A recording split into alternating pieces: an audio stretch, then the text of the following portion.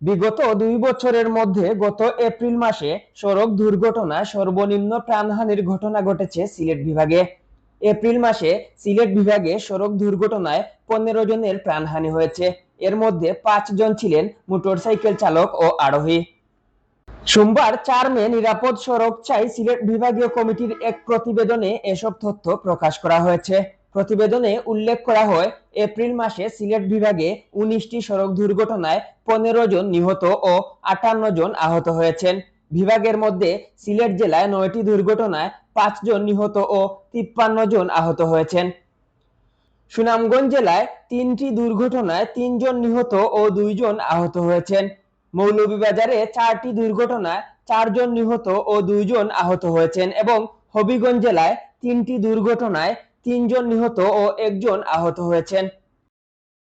নিষ্ঠা কেন্দ্রীয় কমিটির সহ সাংগঠনিক সম্পাদক ও সিলেট জেলার আহ্বায়ক জহিরুল ইসলাম মিশু জানান, ৫টি স্থানীয় দৈনিক ও ২টি জাতীয় পত্রিকা এবং অনলাইন পত্রিকার তথ্য অনুমেয়, অনুজ্জ বা অপ্রকাশিত ঘটনা ও নিষ্ঠা সিলেটের শাখা সংগঠনগুলোর তথ্যের ভিত্তিতে এ প্রতিবেদন প্রকাশ করা হয়েছে।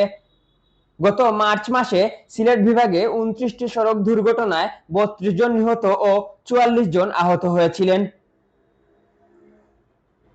এম কে তুহিন, আধুনিক কাগজ।